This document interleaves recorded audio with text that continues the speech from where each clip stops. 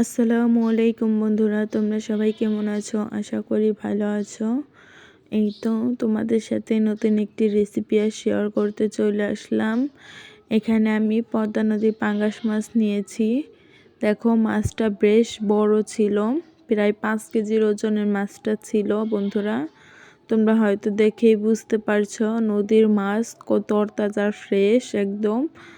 বন্ধুরা, এই মাছ দিয়ে আজকে টমেটো দিয়ে রান্না করব, পাকা পাকা টমেটো দিয়ে রান্না করব। এর জন্য তার আগে মাছগুলোতে ভালোভাবে লবণ দিয়ে মাখিয়ে রাখবো 10 মিনিটের মতো। এইদিকে আমি সব কেটে নিব। এই তো এখানে আমি পাকা পাকা টমেটোগুলো কেটে নিয়েছি বন্ধুরা।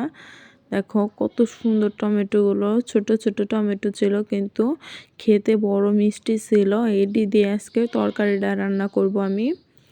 এই তো এখানে আবার সয়াবিন তেল দিয়ে দিয়েছি কড়াইতে তেল দেওয়ার পর তেলটা গরম হয়ে গেলে পেঁয়াজ কুচিগুলো আমি দিয়ে দিয়েছি। তোমরা হয়তো দেখেই বুঝতে পারছো। পেঁয়াজ কুচিটা এখন আমি ভাজা ভাজা করে নেব, বাদামি কালার করে নেব। এই তো পেঁয়াজ কুচিটা বাদামি কালার আসার মাঝখানেই রয়েছে। এখন পেঁয়াজ কুচিটা আমার বাদামি কালার, দেখো বন্ধু, বাদামি কালার করে নিলে পেঁয়াজ কুচিটার তরকারি আরও টেস্ট যেন বাড়িয়ে দেয়। এই তো এখানে আমার পেঁয়াজটা বাদামি কালার হয়ে এসেছে। এরপর আমি আদা ও রসুন বাটা দিয়েছি সামান্য। নদীর মাছ, বেশি আদা রসুন বাটা দিব না, নদীর মাছে পাতলা ঝোল রাখবো বন্ধুরা। এই তো এইদিকে আদা রসুন বাটাটা ভালোভাবে তেলের সাথে মিক্সড করে নিচ্ছি যাতে আদা রসুনের বাটাটার গন্ধ না কয়। এখন আমি পানি দিয়ে দিলাম, পানি দিয়ে সেট করে নিয়ে এরপর হলুদের গুঁড়া দিয়ে দিয়েছি, মরিচের গুঁড়া দিয়ে দিলাম, সজের গুঁড়া দিয়ে দিয়েছি, এরপর জিরা গুঁড়া দিয়ে দিলাম। সবগুলো দিব এখন মশলা। এরপর লবণ দিয়ে দিলাম।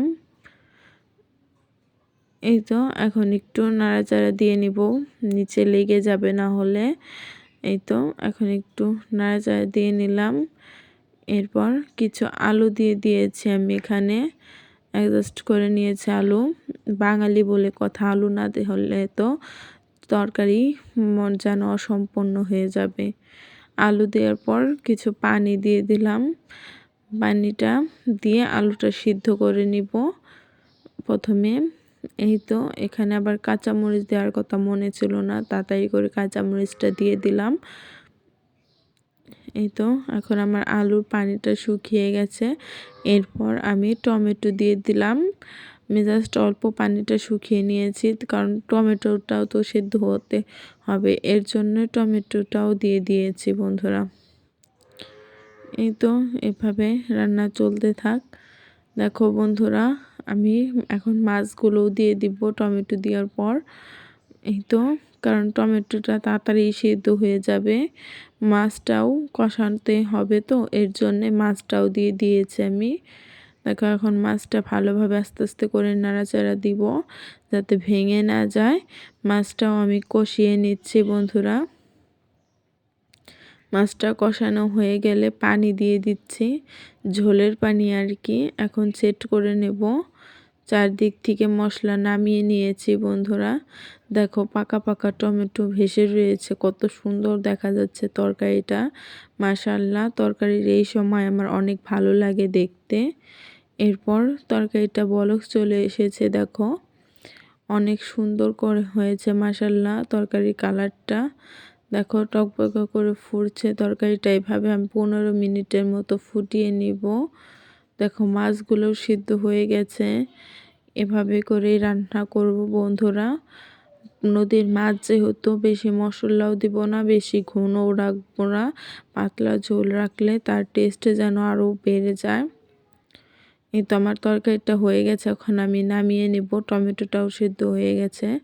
দেখো দেখি হয়তো তোমরা বুঝতে পারছো টেস্টটা বেড়েছে অনেক। এই তো দেখো মাছের মাশাআল্লাহ অনেক সুন্দর কালার এসেছে। আমার ভিডিওটি ভালো লাগলে সাবস্ক্রাইব করে পাশে থাইকো। সবাই ভালো থাকবে, সুস্থ থাকবে। আল্লাহ হাফেজ। আসসালামু আলাইকুম।